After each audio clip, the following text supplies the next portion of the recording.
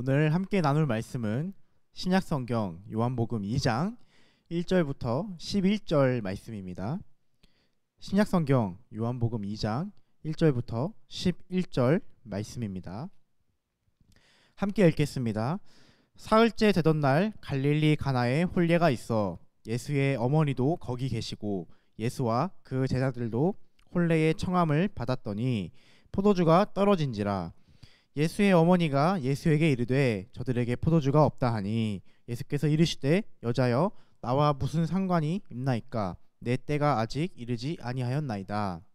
그의 어머니가 하인들에게 이르되 너희에게 무슨 말씀을 하시든지 그대로 하라 하니라. 거기에 유대인의 정결 예식을 따라 두세 통 드는 돌 항아리 6이 놓였는지라.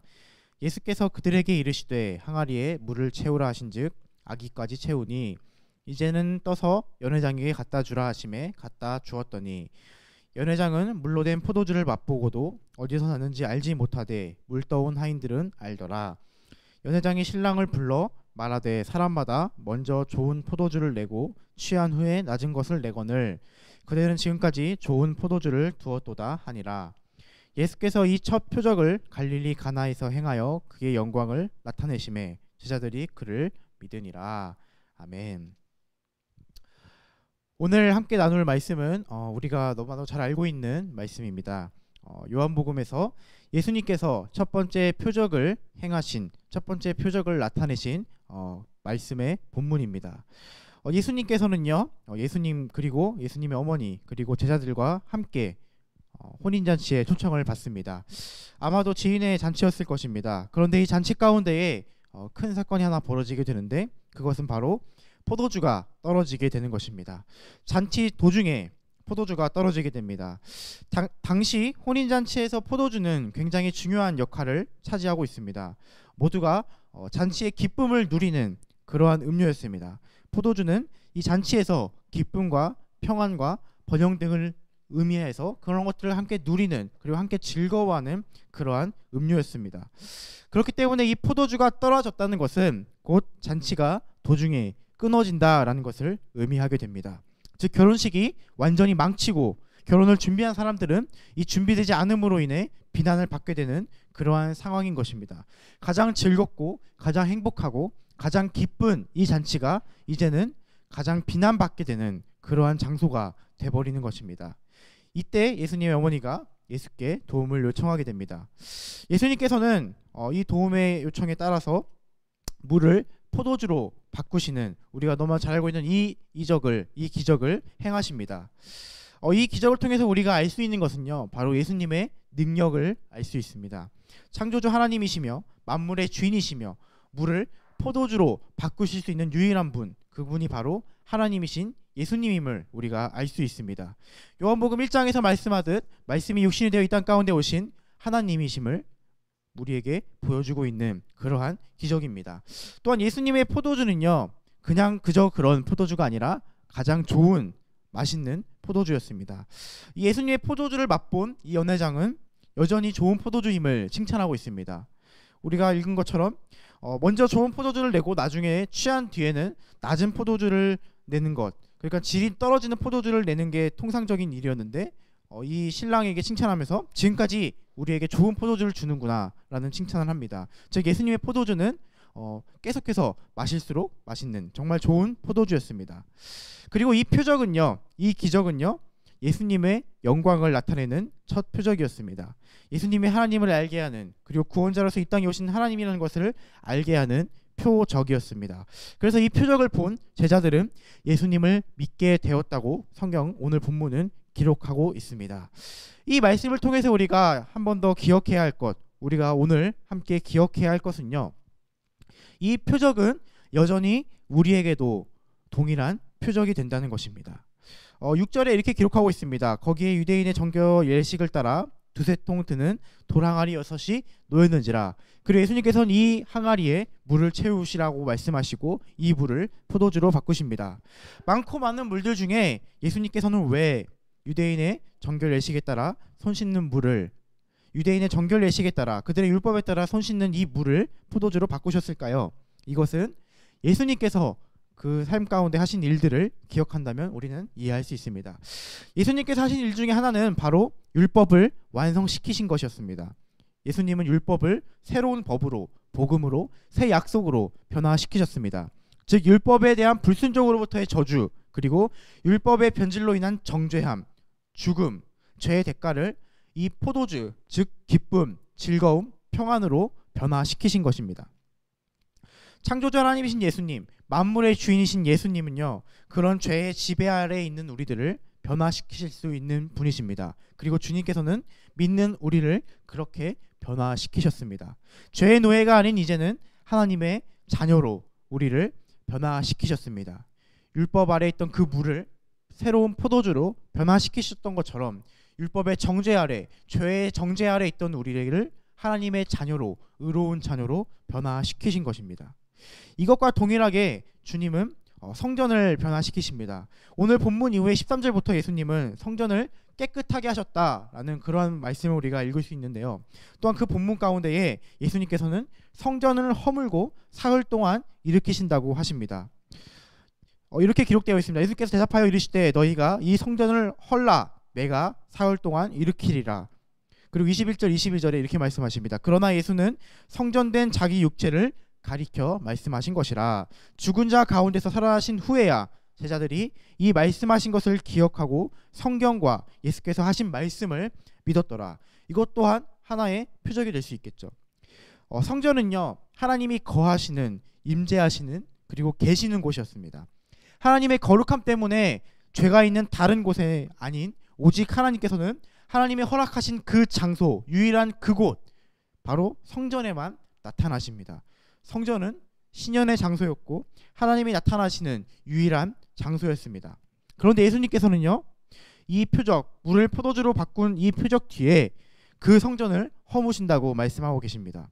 예수님이 오심으로써 사실 이 성전의 기능은요, 끝났다고 볼 수 있습니다. 물론 그 전부터 끝나 있었지만 확실히 도장을 찍듯이 예수님의 오심은 성전의 시대, 즉 하나님이 성전에 나타나셔서 말씀하신 시대가 끝났음을 우리에게 확증하고 있습니다.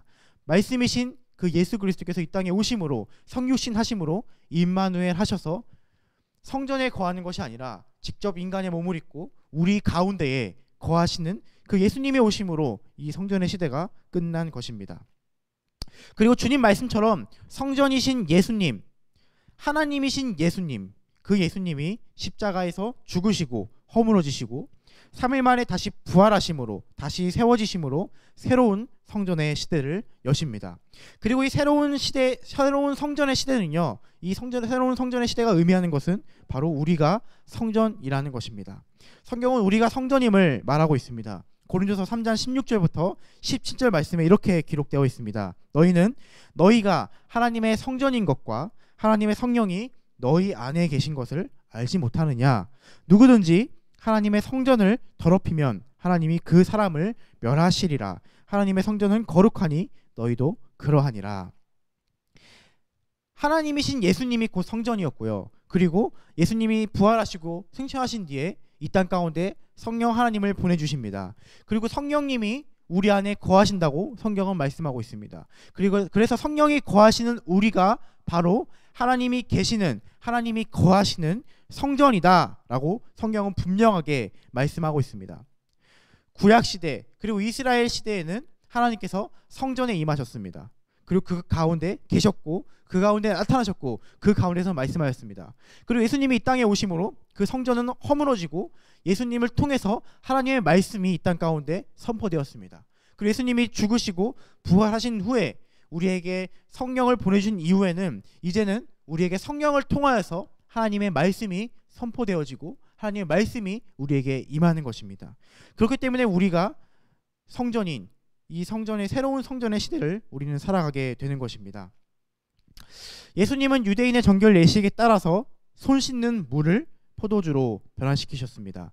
예수님의 능력을 보여주셨습니다. 나는 물을 포도주로 변화시킬 수 있는 창조주 하나님입니다. 모든 것들을 바꿀 수 있고 만물을 통치하는 만물의 주인이다. 그리고 율법을 새로운 법으로 변화시킬 수 있는, 너희에게 구원을 줄 수 있는 그러한 구원의 하나님이다 라는 것을 우리에게 보여주셨습니다.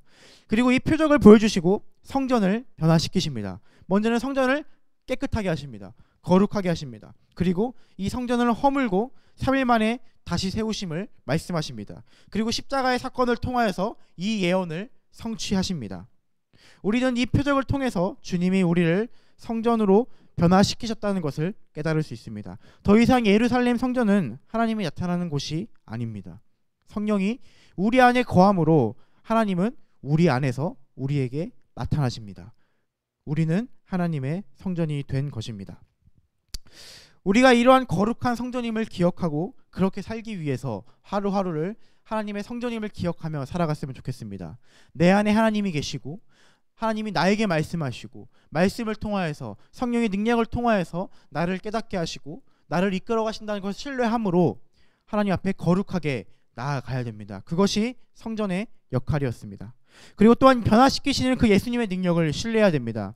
물을 포도주로 변화시키는 그런 말도 안 되는 일을 행하시는 하나님, 인간이 도저히 할 수 없는 그런 놀라운 일들을 행하시는 하나님, 성경에서 우리가 읽었듯이 많은 사람들을 변화시키시고 심지어는 나주처럼 변화시켰던 그 하나님의 능력, 그 분이 우리 안에 계심을 기억하고 의지하여 하루하루 하나님 말씀 앞에 나아가 나를 변화시키는 그러한 삶을 사시기를 소망합니다.